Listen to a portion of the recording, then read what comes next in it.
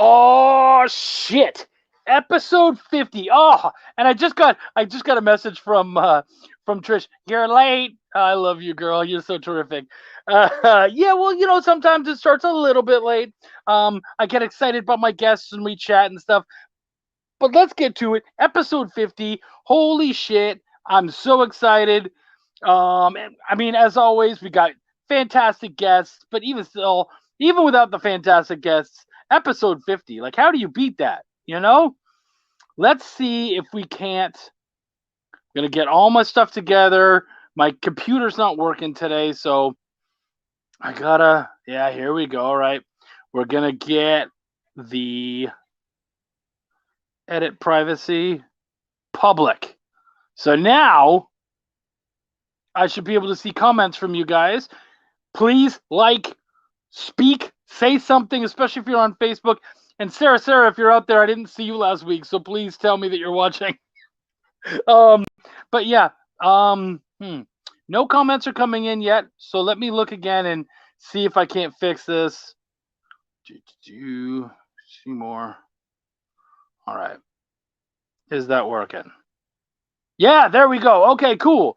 What's going on? Trish Bankston says hi. Brian Manell says, hey, what's going on, buddy? Fashionably late, looking cute as always. Big 50, that's right, Kevin. Thank you, buddy. And you know what, Kev? Let's do this. Why is that not up there anyway? Oh, you know what? I think my boy took it down. But I can put it back up. Where are the brands?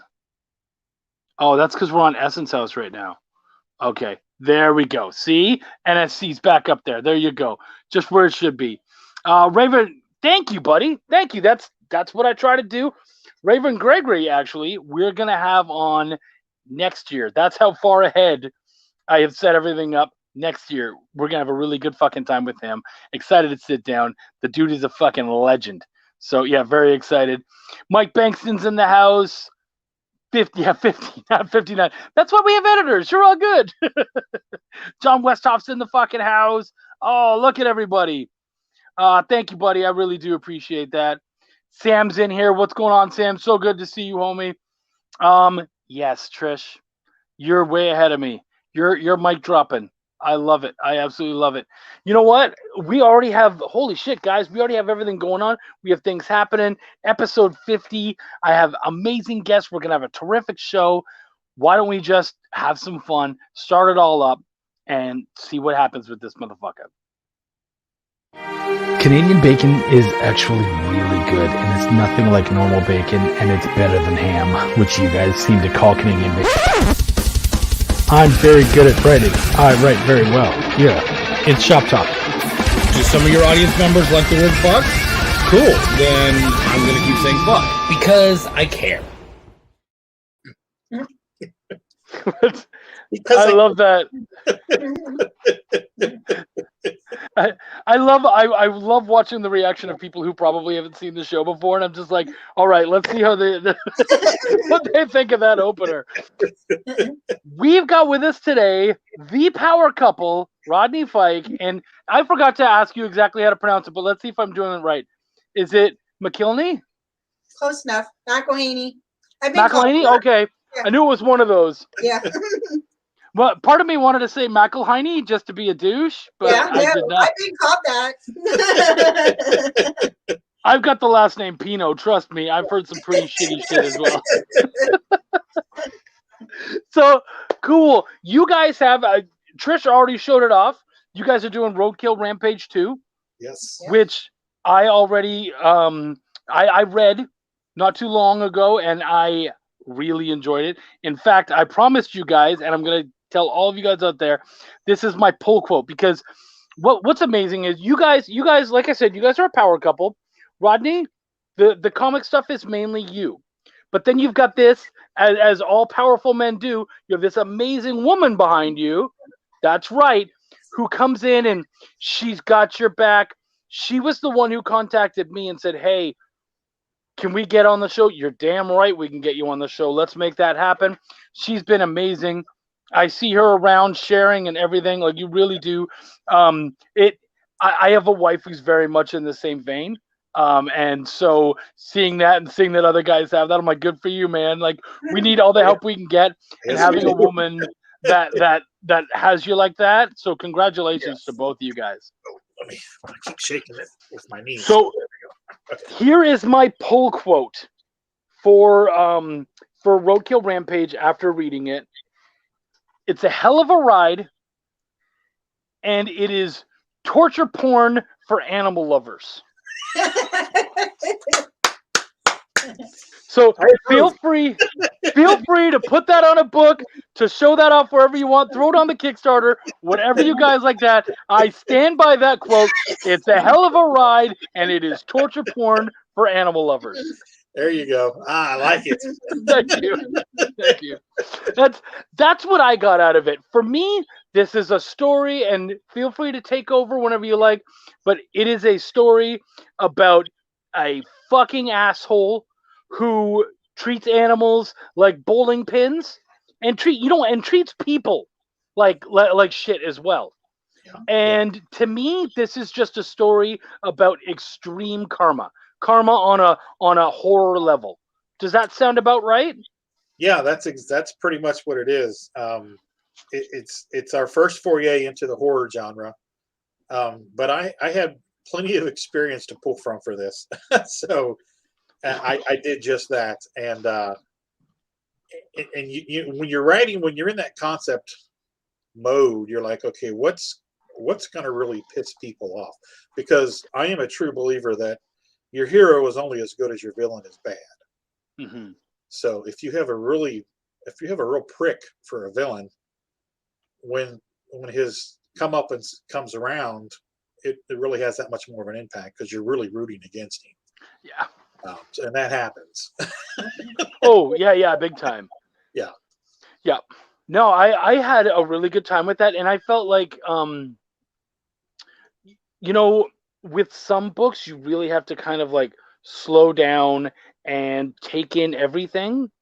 But with this one, it was the idea. Obviously, it has this car motif and all that kind of stuff. But I felt like the pacing was really quick, and it was a really fast-paced book where you're just like, you're gonna fucking rip through this book, and then you might want to go back through and kind of slow down and see if you didn't miss anything. But I found with this one, it was just way too easy to rip through and take in every moment because you really wanted to see that karma come around. Yeah, and it's interesting hearing those comments because I am wrapping up the script for issue 4. Oh wow! I've been working on that for the last week or so, and I'm almost done with it. But there are elements in issue 1 that I've placed in there with the intention of using them later, and I finally get to use that element in issue 4, and I'm having so much fun with it. Isn't that the best feeling? Like just when you're like, man, I bought these toys forever ago. I kept them mint in box forever, and now I get to tear them open and do something with them. Oh yeah, and it's funny because one of my best friend, there is a subject that exists in the book. I'm not going to give it away because they haven't really revealed it yet in issue 1. That he is an expert in, and so he is all things that. And I was on a phone messaging him back and forth today, and we've already had 2 or 3 phone conversations about stuff. But I keep coming up with ideas, and I keep, okay, what about this? If I do this, whatever, blah blah blah blah. So he was just really opening my mind tonight and just confirming that what I wanted to do. Okay, we can do that, but we have to do this first. And how can I do this? What do I have to do to this character to make it? And yeah, so it's, I mean, I'm like, I was just telling her, I said, I'm kind of on a high right now because I've been writing all day. I kind of got into a lull where nothing was happening. And then all of a sudden it just picks up and it rolls and you get 7 or 8 pages right away. And it's just like, so yeah, it's been a lot of fun. It's as fun of a ride as issue 1 is. You're in for a hell of a lot more with issues 2, 3, and 4.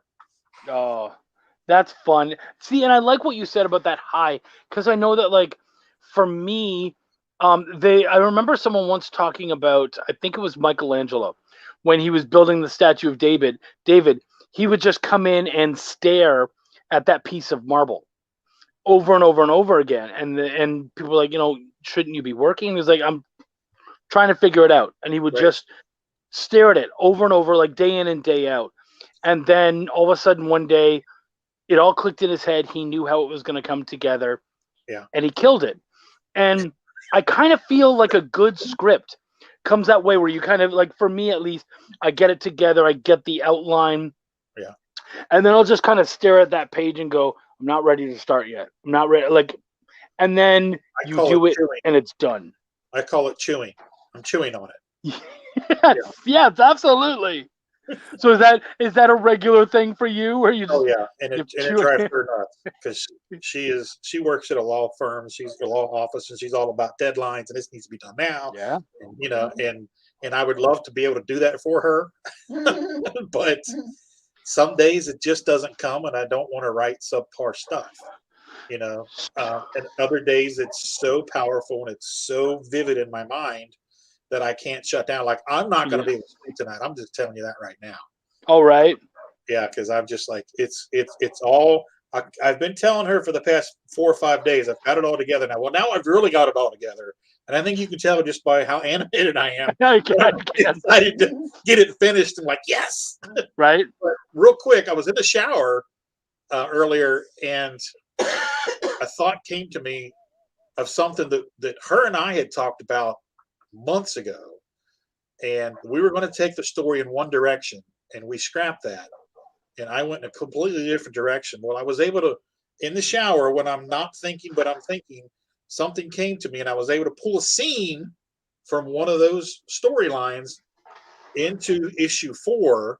Oh, that's cool. And it was just, and I'm like, yes. Oh, that's perfect. And I'm in the shower and I'm clapping and I'm yelling, yes, that's perfect. That's perfect. Oh, please. And I'm like, they probably think I'm in here, doing whatever. Right. Oh, yes. Dad, oh, yes. What is Dad slapping? Oh. In the shower with my O face on. Right. Tina, my wife, often when I'm working on something, she does not want to know anything. She would rather find out later on and be able to enjoy it more as a finished product, at least like a finished script or something. Mhm.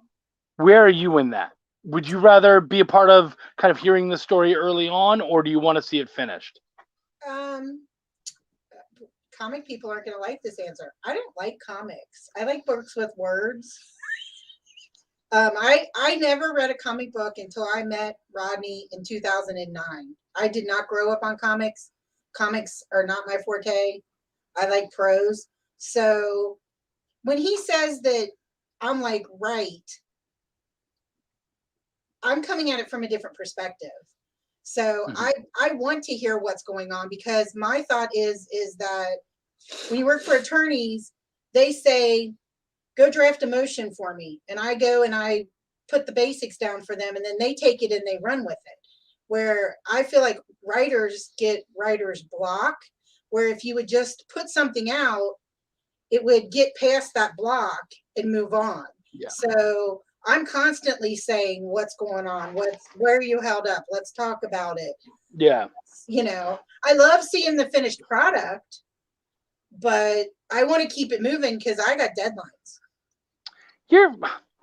Woman, you are so great. I love that, because you're just like, no, this thing has to get done. Come on. I love that energy from you and everything. So, Rodney, do you do outlines when you start, or do you tend to have a rough idea and just go straight to script?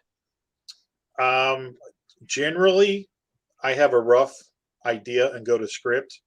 Although this venture, Roadkill Rampage, has changed all that, and from this point on, we will be doing outlines. Yeah. Just because it makes it so easy. It makes it easier, but the problem with me is, something that I heard Jim Shooter tell somebody years and years ago that I've been trying to adapt to is let it go, let it be done, so you can get on to the next one. Mm-hmm. And I'm okay with that. I agree with that. But my problem is when I'm laying in bed and I come up with something better than what I wrote today, tomorrow I want to add that in and delete what I had. And the thing is it's better because it fits tighter in the puzzle than what I had previously written. So it's in flux. It's a constantly in flux. I mean, you know what I'm talking about. Oh, 100%. So I have to learn to quell that, because I don't want to drive her nuts any more than I already drive her nuts. So I want to get it done.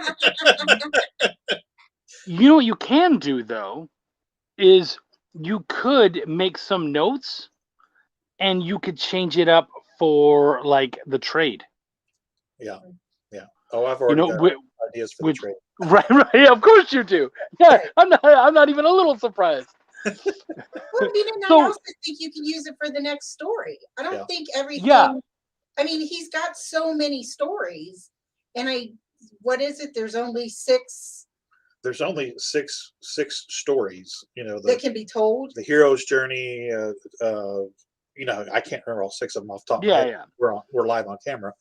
But yeah, they're damsel in distress, the hero's journey, a journey of discovery, blah blah blah blah. So you just kind of have to understand that and figure out which one is yours, which formula you picked, and write accordingly.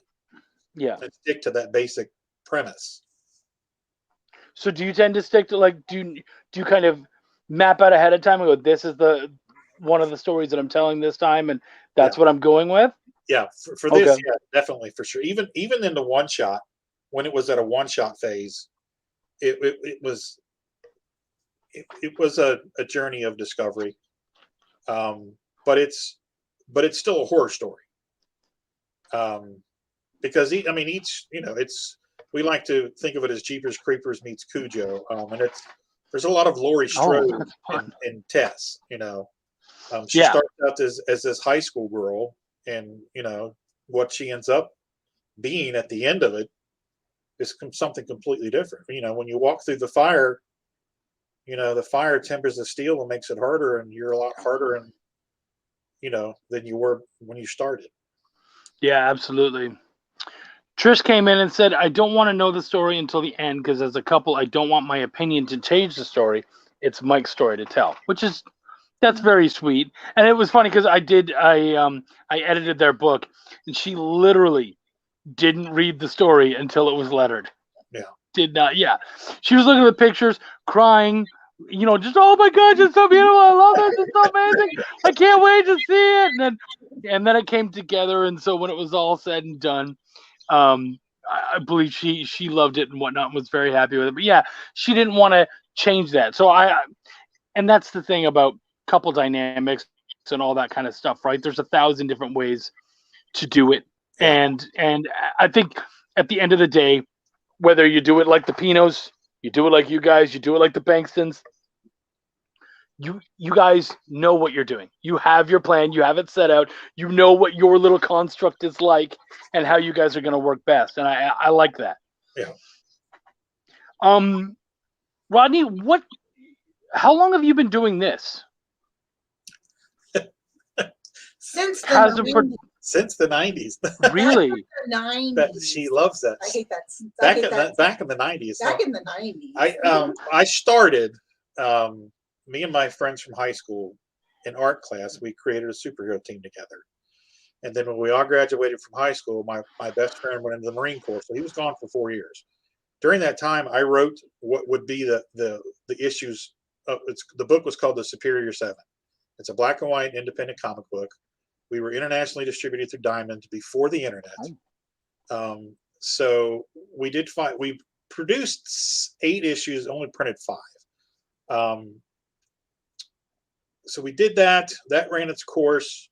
Then we went from doing comics to coloring comics, because it was just more. There was more money in it. And as time went on, and people started getting home, desktops and everything, you weren't getting as much money for, your page rate was going down, and substantially every year, because everybody was able to do it in their bedrooms. So that also ran its course. And then I got to a point where The studio broke up. Everybody went off, got married, had kids, and I never did that. I went and got the dreaded day job and did that for about 9 years until I blew my back out and was bedridden for a while. And that's when Tina and I met. And we met online, and we talked for about a year, and we finally got together and met, and I was telling her about back in the 90s, when I used to do comics. And she's like, well, why don't you do them now? And we went back and forth, and because I never drew the books back then. I wrote them and I lettered them and I did background inks. I was a talent coordinator, did everything but draw. So I stopped drawing for like 15 years. So I needed to get, back in the saddle, get my chops back.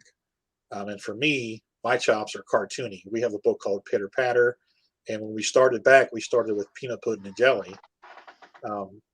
And that's more my forte. So we did that because that's what I could do. We went and we were going to relaunch the Superior 7, and we found an artist, and that all got messy with legal entanglements and other creators' rights and this and that and the other. So we couldn't do that. Put it on shelf, move forward. Created Peanut Pudding and Jelly. Did that. We've got six issues of that currently. And we're doing Pitter Patter now. I'm going to be working on the script for issue 3 for that. Once I get done with the script for issue 4 of Roadkill Rampage. And yeah, we founded Hasm in 2009. Is that correct? 2009, and we've been doing that ever since. That's badass. Are you guys the other title, Pitter Patter and Peanut Pudding and Jelly. Peanut Pudding and Jelly. Is that? By the way, that's cute. I like that. Are those kids books? Yeah. Cool. Yeah. Very cool. Pitter Patter is more PG-13, I guess we'll say. And then with issue 3, we're gonna go. Something is going to happen in issue 3. I don't want to give it away.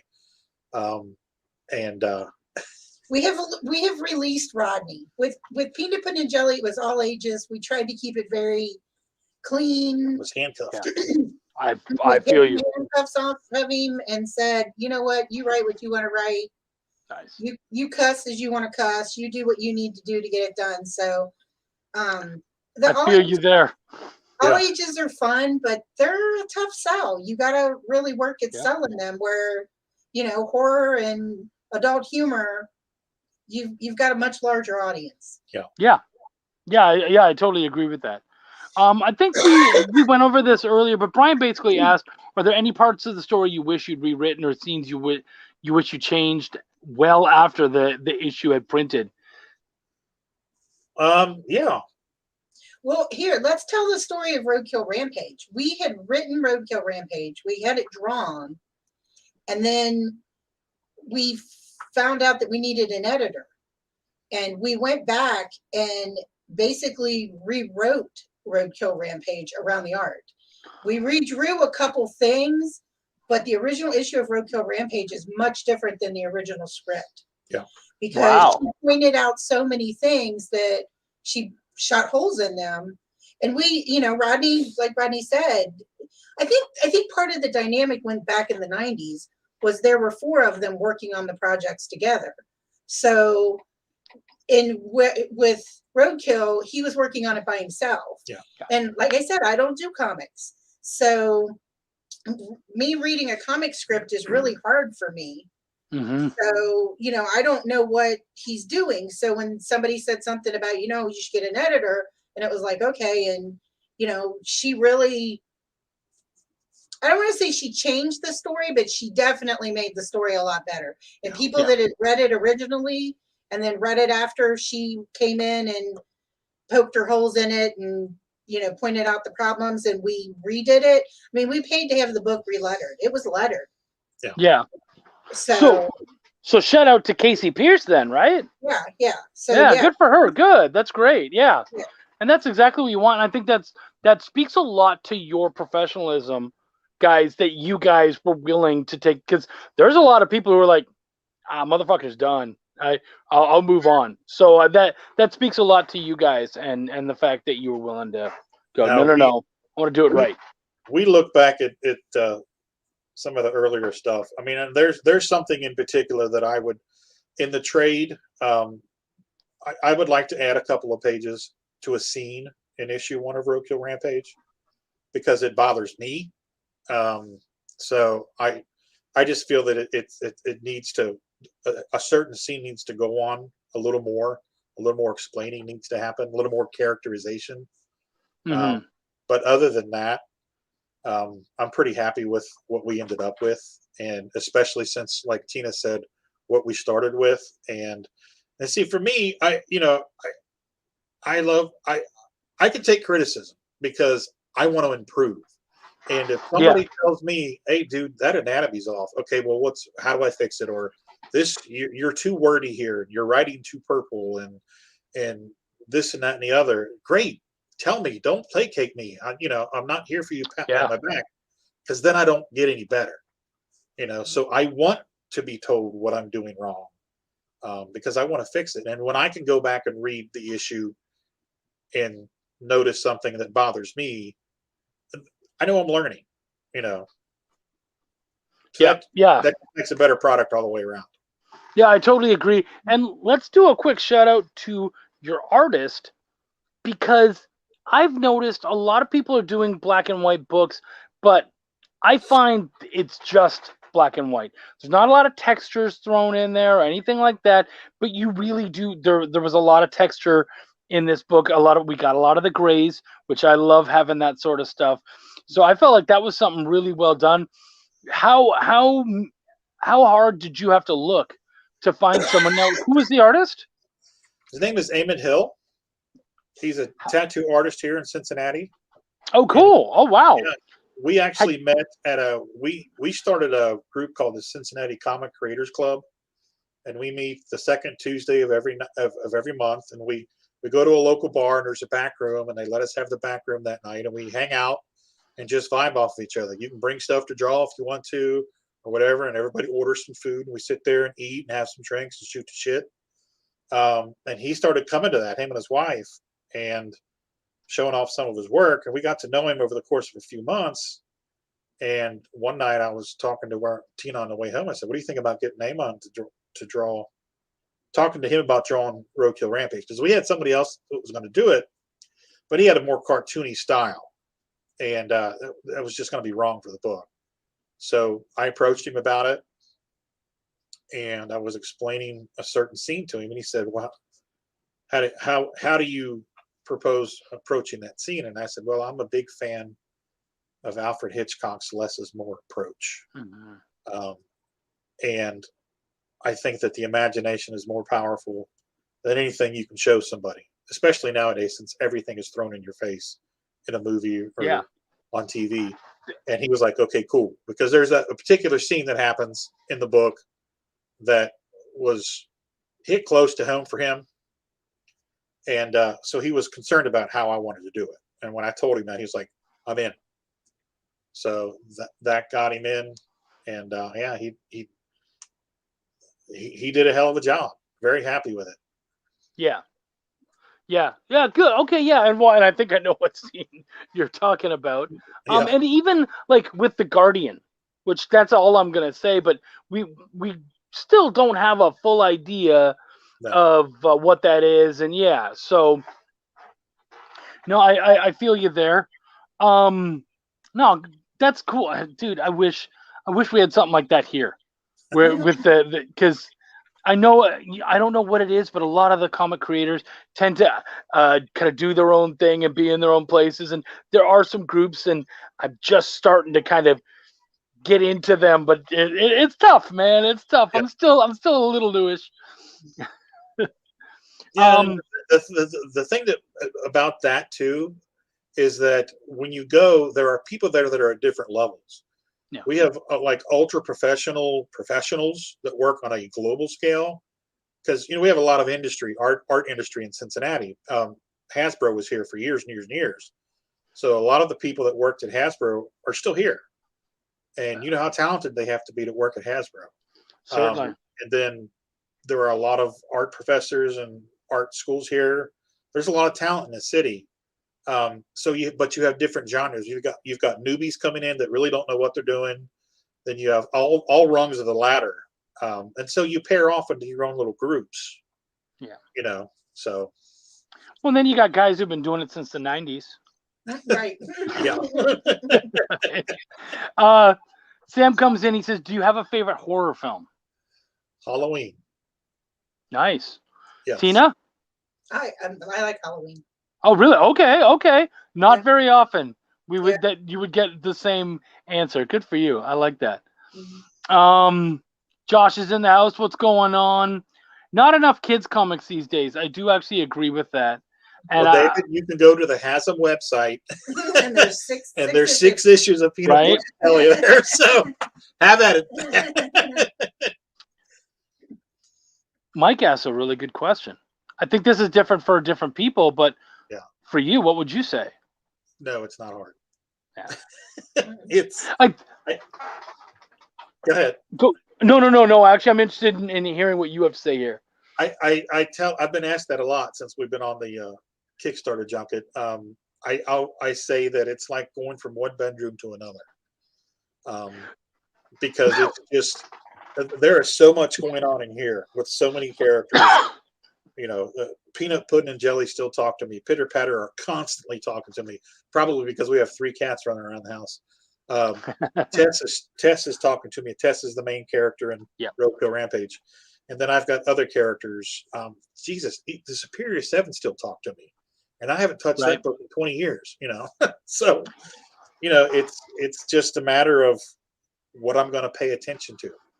Yeah. What I would say to play off of your idea of different rooms, which I like that, what I would say is I would say it works as long as the rooms you're going to are your rooms, like in your house, like those rooms. Yeah. With genres, you shouldn't suddenly say jump in and go, I want to do a fantasy. Well, do you know fantasy? Have you read fantasy? Because as a fantasy buff, and I've said this countless times, I'm sure some of my listeners are tired of hearing it. Just a sec. But I hate seeing this over tropey bullshit, and it's like, man, I read this one where the bad guy was the Order, and I was like, give them some kind of magical, the Order of whatever or something at the very least. Yeah. But we as fantasy fans and horror fans and whatever else, we know when you don't know what you're doing. Yeah. And so definitely, so that's why for you were like, dude, I had to get into some horror, and that was already in your house. So you got to play in there, and that's good. But definitely have an idea of know that genre. And if you don't, go read, go check it out. Yeah, exactly. And I always go back to my fallback is, hey, Steph's in the house. What's up, Steph? Oh no. It's falling back to the number one rule in writing is write what you know. And I'm a fan of fantasy. I liked Game of Thrones. I was kind of a Tolkien reader on the fringe a little bit. Cthulhu, all that stuff. But my thing was always superheroes and horror movies, and then I liked cartoony artwork. So Michael Golden was my guy back in the day. Yeah. Chris Pacciallo, Humberto Ramos, Francisco Herrera, those guys. I love those guys. So I have a very strong superhero bone in my body. Actually, that's coming down the pike at some point. Right. At some point, you're going to have to deal with that. Yeah. Yeah.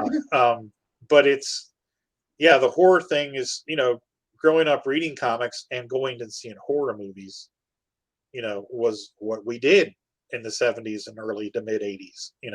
That's how we spent our time when we weren't out playing Army in the yard. Right. G.I. Joes and or whatever. Yeah. Blowing up G.I. Joes with M80s. Did we grow up in the same neighborhood? Holy shit. We might have. Dave says a great editor is worth every dime. Yeah, my brother. Yeah. Chuck loves telling people what to do. It's the only reason I got into editing. We do that in Brevard. Yeah, Brevard does. I know a bunch of the guys there. I've worked with a bunch of guys there. Actually, I've worked with, I think, at least 4 or 5 out of that clan. But they have a great little clan that gets together and talks about comics, led by I believe led by Travis Gibb. So that's pretty great. Mike says adding a few pages to the story is a popular way to make the trade worth getting for the people that got the singles. Absolutely. Yeah. Do you see yourself adding other stories to it?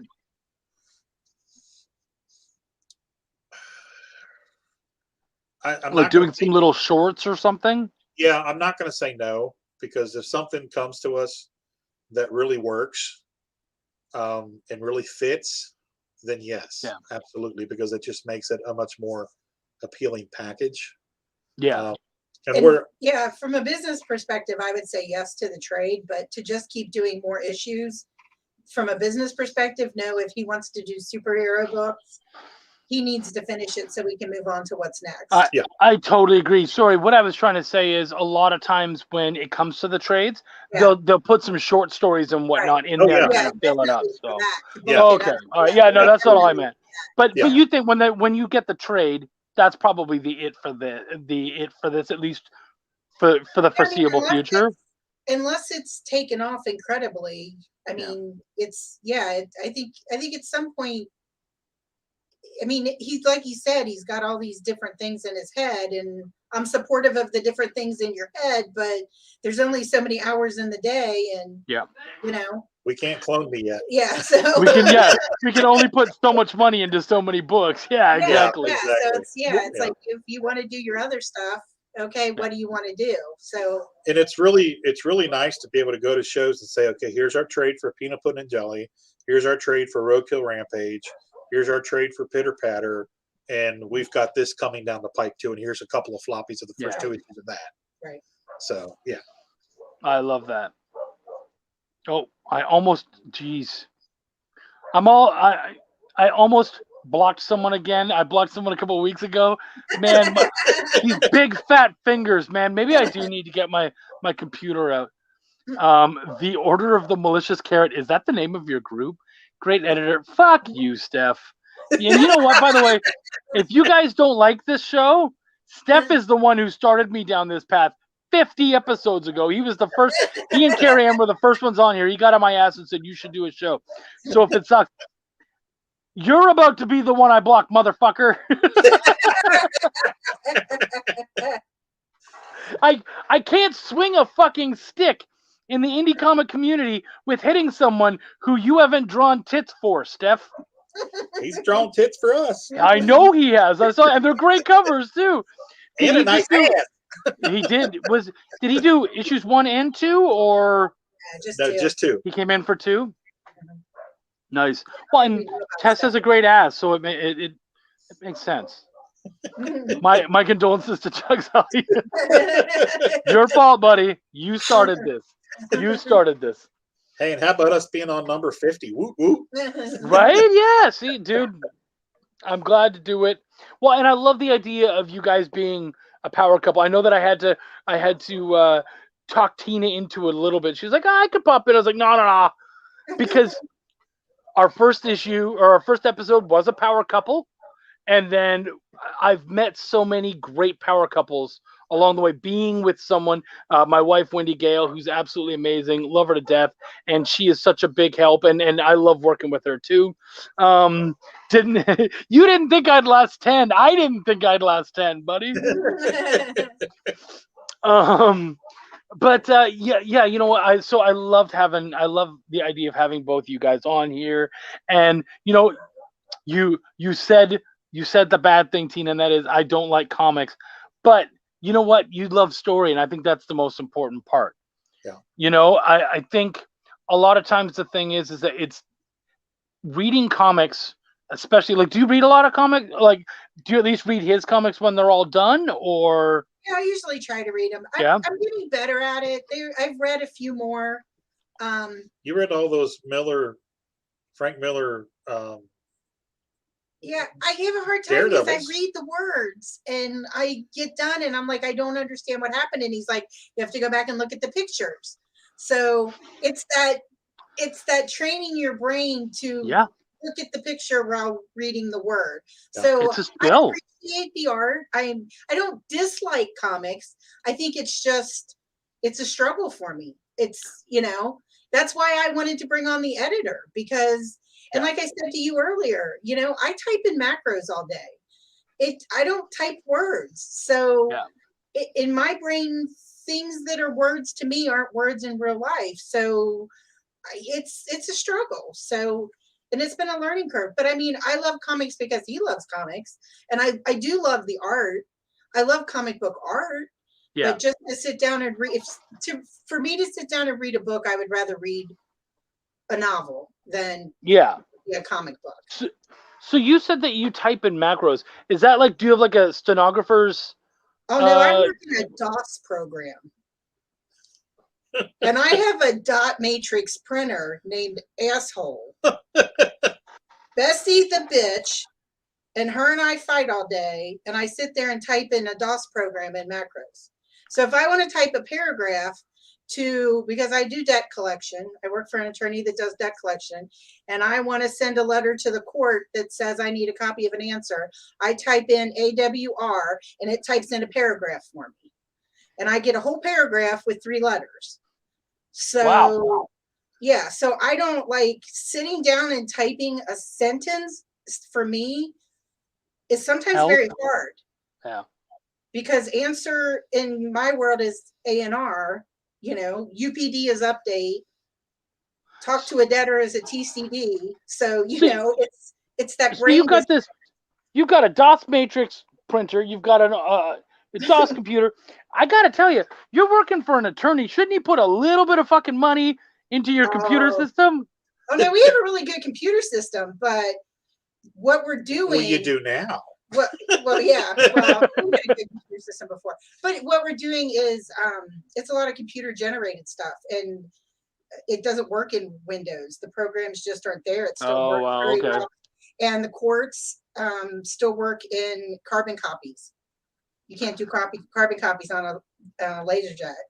You can, but it becomes very expensive, and the courts don't want to sign things 5 times. They want to sign things once.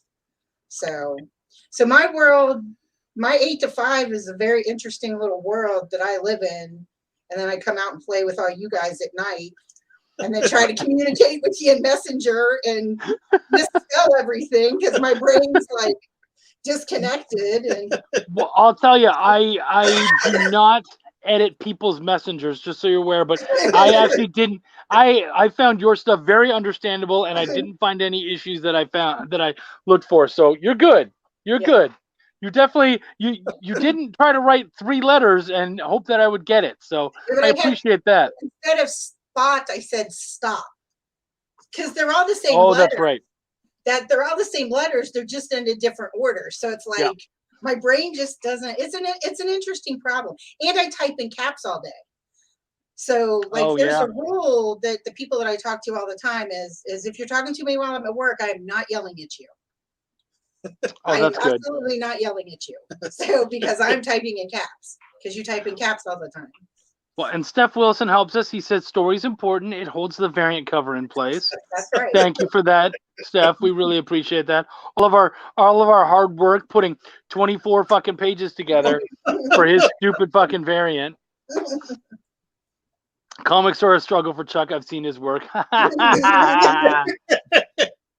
Hey, Story doesn't have a stencil. Like he said, there might be 6 fucking stories, but we have to go crazy. We don't all just get to use a stencil like somebody. I love Steph because we get to fucking talk shit about each other all the time. Yeah, you're right. He's such a good dude. I understand you, Tina, try a trade that has the whole story because I need to know the whole story too and don't want to go back and forth in different issues. Yeah, but I mean, I understand you as well, where it's like having to read, like my wife has gotten into comics late. She hadn't really read any comics before we got together. And so she's getting it, but even like in making her own, there's a lot of stuff that you kind of have to talk through and explain this is why we're doing it like that and all that kind of stuff. But she handles it well. So yeah, and let's be honest, if you don't have the interest like, I mean, you're supportive, which I love, but you're like, I'm supportive, but I don't want to be a comic fan. I respect the fuck out of that. Well, see, You know, I like to make things, and I like to, how do I say that? I like the first boss I worked for in an attorney's office. You could not tell her no to anything. So, my favorite story is that she decided she wanted to be a mother, so she got artificially inseminated and had a baby because she wasn't married. And then she decided she wanted a pram from England. And I was like, what the hell's a pram? And she's like, it's those fancy baby carriages that they push the babies around in. And I was like, from England? And she was like, yeah, I want a real one from England. And it was like, okay, so we ordered a real one from England and they shipped this pram over. And it was the wrong fucking pram. So then you had to ship the pram back to England to get the right pram, because that was the way she was. If she told you to do something, you make it happen. So it's like, so when Rodney said he wanted to make comic books, it was like, well, how do you make comic books? He's like, well, you do this and you do this and you do this and you do this. And it's like, okay, I can figure this out, because there is no in my world. You don't tell an attorney no. They tell you to go sit in the corner and suck your thumb, and you go sit in the corner and suck your thumb until they say you can come out. I mean, that's the way their minds work. I mean, that's why people talk about how attorneys are assholes. I love my attorneys. My attorneys are wonderful, but they don't live in the world of no. Yeah. So, I mean, I took an illustrator class and lettered the first issue of PP&J. First 4 issues. First 4 issues. Now, were they horrible? Yes, but they were lettered. And did we pay somebody to re-letter them later? Yes, we did. But we put out comic books. Yeah. I mean, it was, how do you want to I respect it. Yeah. How do you do it? Let's figure out how to do it. Let's do, okay, you do this, you do this, you do, all right. And we put out comic books. I didn't know anything about comic books. And the goofy thing is when I was doing them back in the 90s, everything was cut and paste. Everything was organic. Yeah. And business was different back in the 90s. Mm-hmm. So when we got back into it, we did a circuit tour of conventions for the better part of a year just to get reacclimated. And it was a harsh rediscovery for me that things weren't the way they were in the 90s now. Right. Things are different. There's this thing called the internet now that we didn't have back then. And even when we were starting in 9, on-demand printing really didn't exist. It exists now. If we only want 5 copies of Roadkill Rampage, we can go get 5 copies printed, and it's affordable. Oh yeah. There was not on-demand printing when we printed the first issue. Well, and we did offset. Yeah. Well, and back in the day, you didn't have to go and be on shitty shows like this in order to get people to check out your Kickstarter, which also was not a thing. This is easy because we're sitting in the studio. Mm-hmm. Back then, we had to put together, we got Comics Buyer's Guide. There's in the back of the Comics Buyer's Guide, there was the top 200 comic book shops in the country. Their contact information. We got that through, give props to Joe Monks from Linsner and Monks, Cryford on. He sat us down in New York City and he schooled us and told us how to do this. And we did it. We picked the top 50 shops and we sent submission packs, sample packs of the Superior 7 to them. And when they got it, they were really impressed with what we'd sent them because it was all inclusive. And those 50 shops ordered, and we sent that stuff to Diamond when we submitted it to Diamond, and they were blown away. They were like, yes, you're in. And, no internet, none of that stuff. We bought ads and stuff like that. It's not like that now. Now you just, you're in Dallas, we're in Cincinnati. We've got people all over the country watching, and it's so much easier now. Yeah. Yeah, it's true. Just from 2012. Yeah. Yeah. No, I feel you. What do we got going? Sorry. Trish is still showing that off. Good for you. You're a rock star, Trish. Thank you. Thank you, buddy. Thank you. Get us a few more and give away some free art. So for you guys out there, there's a drinking game now called Back in the 90s. Anytime he mentions the 90s in this show, take a drink. Take a shot. Mm-hmm. And Steph knows a guy that can do the artwork for the cards for us. Yeah, right. anytime he makes a cover joke, you guys gotta, I know a guy who could do that. Yeah. I totally understand you, Tina. While Mike and Chuck made a comic, I learned how to make buttons and stickers to be sport. Yeah, absolutely. Oh, yeah. And you met 1,000 artists that you wanted to do variant covers. Don't forget about that. Well, and we've done that. I mean, I used to make magnets. I never made buttons, but early on when we were just trying to keep going and the books weren't selling because we didn't have enough books, I would go and buy quarter comic books and cut them up and glue them on little gems with magnets, and we sold magnets at the shows. I mean, I've done all kinds of stuff. Decoupage stuff, put it on cigar boxes. I did light switch covers for years, just trying to keep us going. When he was making comics, just how can we make money at these shows to keep us going, to keep money coming in. Yeah. So yeah, I mean, it's I've done all kinds of crazy shit. I feel you. Yeah, I totally get that. And people out there, if you're starting to lose your buzz, you can take a drink. Hang on. There you go. Take your drink. What are you drinking over there? Ice water. Ice water. Nice. Yeah, I'm doing the sparkling water, trying to lose the weight. I get you. You look thinner. Well, I've lost. Oh, I love you too, kiddo. Have a good night. I've lost 20 pounds. Okay. Thank you. It shows. And I found them. Thank you. They're out there, and trust me, I've lost weight before. It has a way of coming back. Oh yeah. It's work, man. That COVID-40 hits like a motherfucker. Oh, right. Steph Wilson gives his love out to you, Tina. He says, Carrie's like you. She taught herself to color. She doesn't accept no. Yeah. So I think we all need someone like that in our life also to teach us about no. Thank you, buddy. Thank you. Steph Wilson giving me honest congrats. Thank you. That's huge. Big computer hug for everybody. Right? Huge. Yeah, thank you, guys. I appreciate that. That's big. Yeah, okay. So you talked about the Superior 7 it was Superior 7, right? I got the name right? Okay. Yeah. Back in the 90s? Back in the 90s. And then, of course, black and white, Roadkill Rampage is also black and white. Do you have a natural affinity towards black and white? Or is it also like, colorists are expensive? Well, back then, we did black and white because we couldn't. I mean, coloring was, honestly, computer coloring hadn't really started until issue 4 of the Superior 7. No, issue 3. Because the Image guys had all left Marvel, and all their books came out in '92, and that's when our issue 3 came out. And we just couldn't afford it. We couldn't afford Photoshop. We used a micrographics program called Picture Publisher to color when we were coloring comics for other companies, because back then Photoshop was thousands of dollars. So yeah, I mean, we were black and white because we had to be. But what about now? Well, it depends on the genre. If I'm doing horror, well, Eamon did black and white.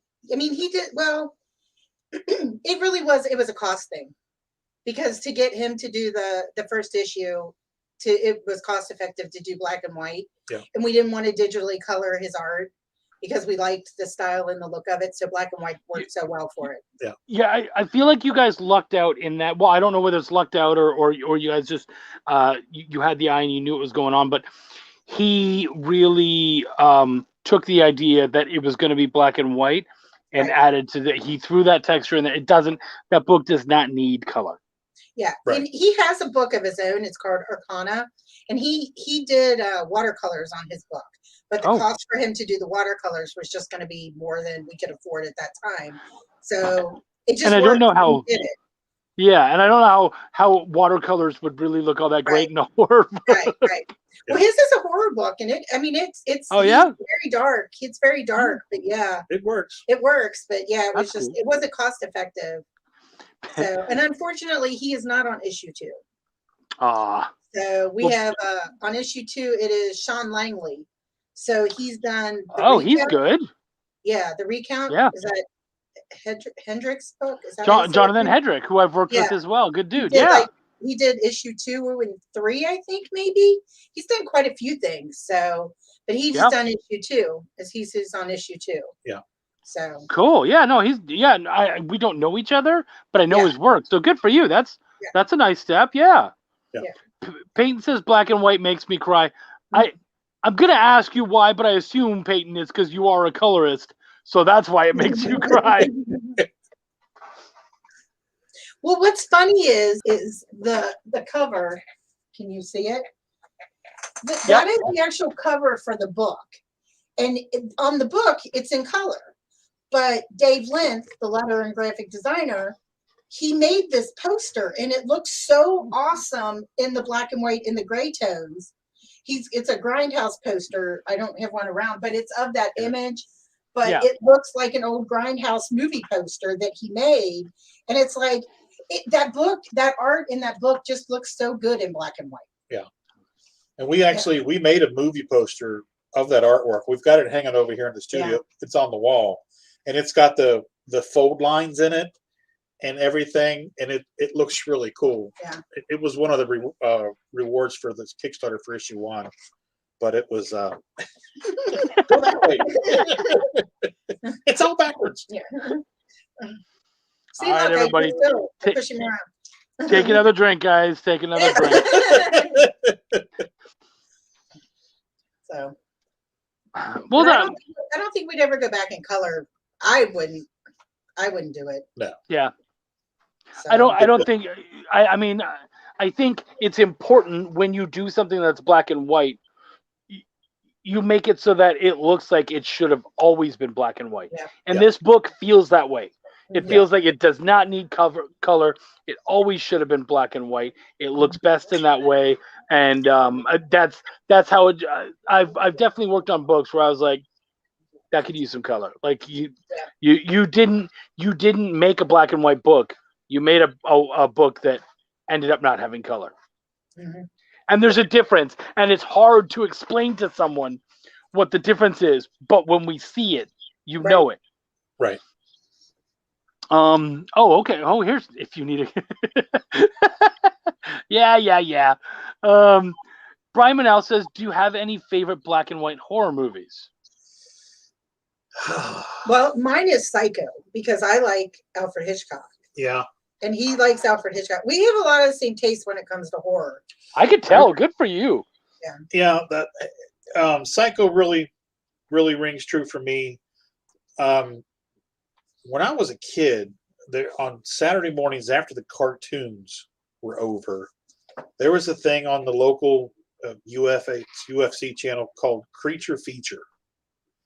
And it was these old black and white horror things with, giant insect coming out of the machine and things coming out of different realms and stuff. It was real hokey, like kaiju type stuff. And it was scary as fuck because I was 8 years old. But it was all black and white. Wow. And that's just stuck with me. So, and even if I was to write another horror story where it was going to be color, it would probably be very minimalistic color, like Mignola's Hellboy, because I think horror is better told monochromatically. So black and white works, and if you do monochromes and hues of red or blues or greens, like eerie blue, eerie green, even eerie yellows and oranges, it's gonna work. So splash of teal. Yeah, we need some fuchsia here.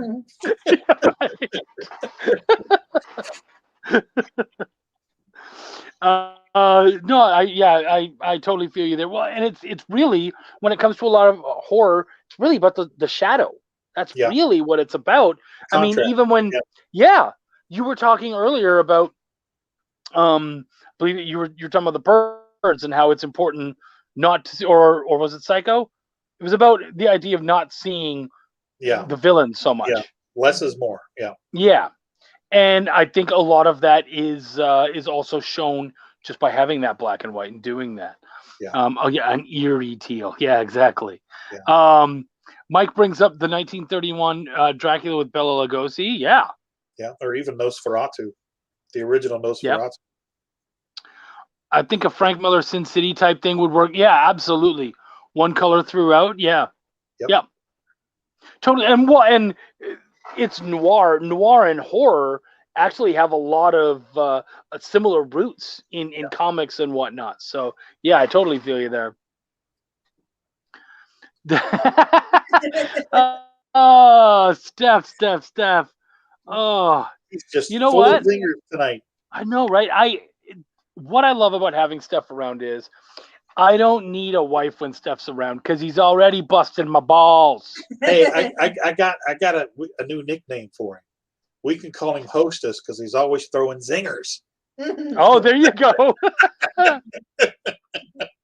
Steph is the hostess. I like that. I'll remember that next time. But we're already in for our hour. Is there anything else you guys wanted to chat about before we ended up heading out? Or you out there, did you guys have any hostess? Do you guys have any questions that you wanted to ask the gang before we do end up taking Terry Schiffman? Ma'am, it is good to see you. I hope everything's going good. Night of the Living Dead was a favorite, absolutely. Yeah. Psycho's a great one. Yeah, dude, there's a lot of really good ones out there. I haven't watched a lot of old ones, but I really want to go back and watch the original Nosferatu. Yeah. There's so much weirdness coming, that's been told about making that movie and everything that I would love to go and watch the original. Well, here's a couple more for you to go if you were going to hop back in the Wayback Machine. They're not black and white, but they're really good. Dark Shadows, the series. Mm-hmm. The coloring is subdued, so it works. And then the Night Stalker with Kolchak. Okay. He was just a detective in L.A. and he was the original Hellboy. And it was on network TV. It was on at 10 o'clock. And he just goes around LA solving all these mysterious crimes. It's called Night Stalker. And okay. It's really cool 70s. It's all shot in film, so it's real grainy. Yeah, it's the good stuff. Oh shit. Okay. Peyton, I might just be able to do that. That's not a terrible idea, actually. I might, because I know some other guys in Austin too, so we'll be in touch, buddy. I like that idea. See, Terry was into those shows. Yep. So you're not the only one. Okay, good. Because I'd never heard of it. Yeah, probably a little before your time. It's always good to hear you're a little young, Chuck. Oh, good. Yeah, okay, I'll take that. But though I did, when you were talking about UHF, I did have a UHF TV. I do remember doing that. Good old rabbit ears and everything. Brian Manelda's gonna. Thank you, hon. You know what? I'm not feeling it, but I'll own it. I appreciate that.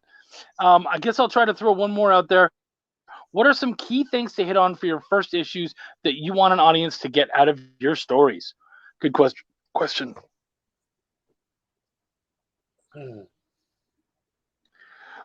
I like to tell people I want the who, what, where, why. And I want those as soon as possible. Yes, for me, that's a yes and a no. Because I subscribe to the theory of tickle their chin, leave them wanting more. So I like to throw out a lot of things that raise questions. Not answer them. So they want to come back and see the next issue. But I'm not going to Chris Claremont you. I'm going to answer those questions. But yeah, I definitely, the world is going to open up so much from issue 1. But yeah, it's who are the characters, introduce the characters, and not the what, where, and why necessarily for me. Just establishing a direction.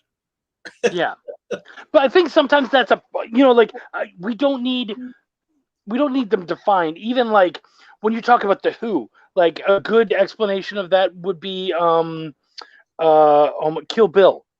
We didn't know the bride's name. We didn't know who Beatrix was until I believe the second movie. Right. So she was just the bride.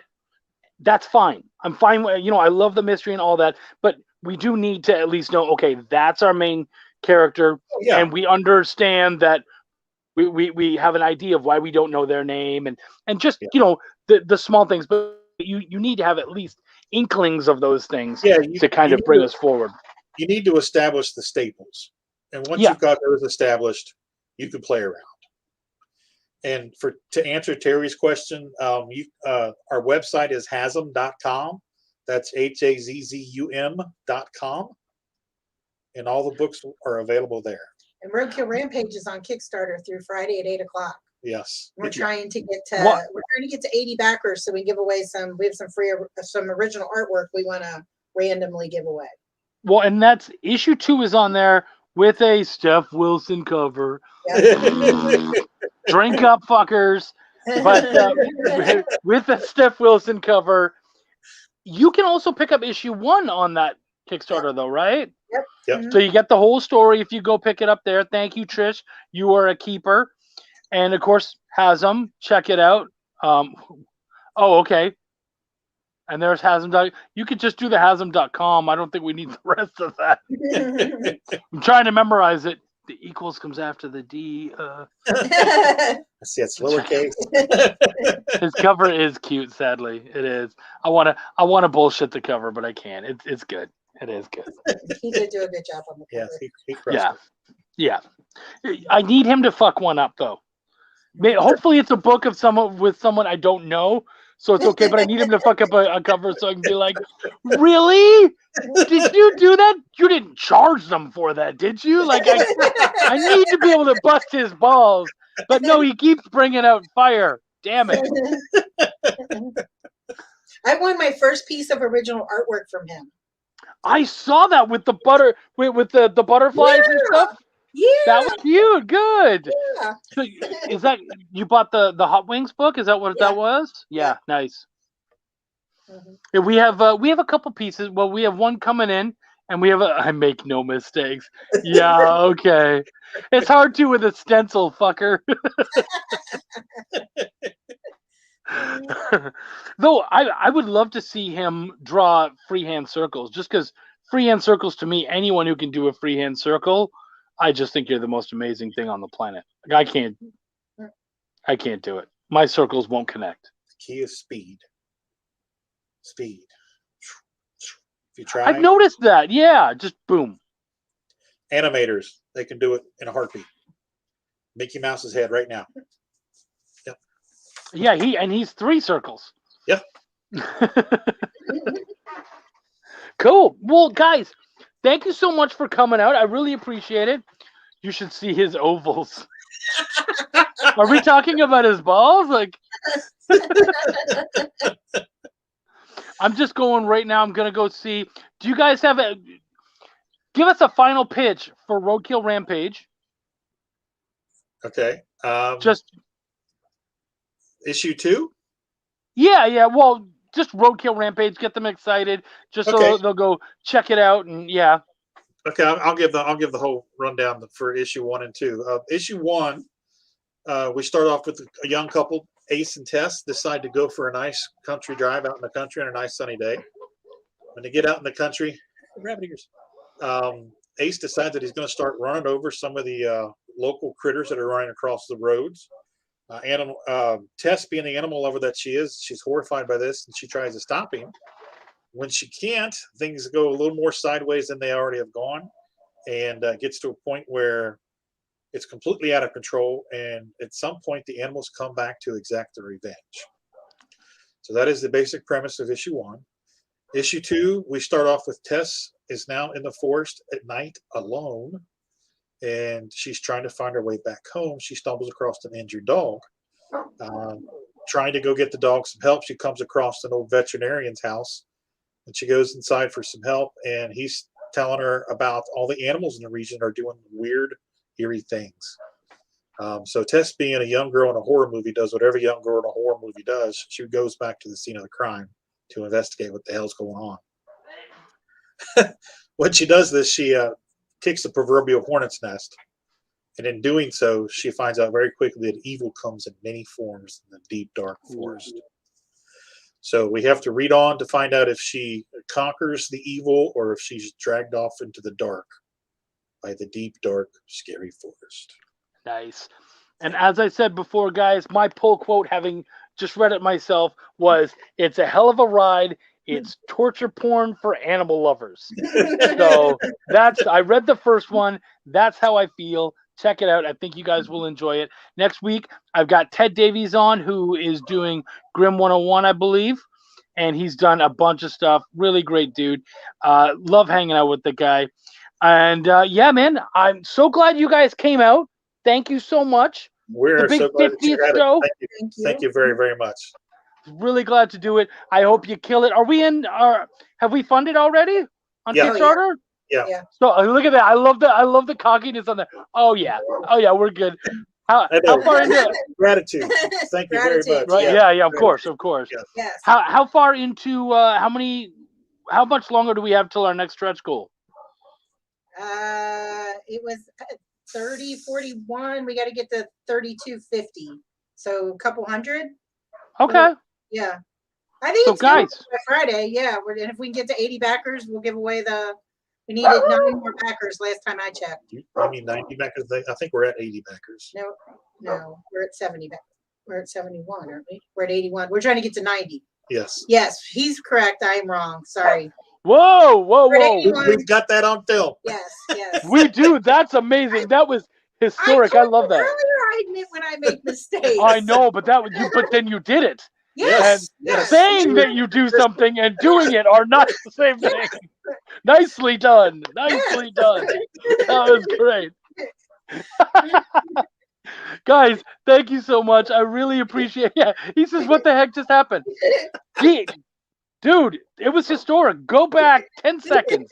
You'll figure it out. Epic. Guys, it was epic. Thank you so much for coming out. I appreciate you. Next week, we're going to have Ted Davies here. We're going to have a really good time. Take care of everybody. And remember, be safe. Bye. Have another drink because he wants you to buy a cover. My name is Chuck, and I give a fuck. Peace out, guys.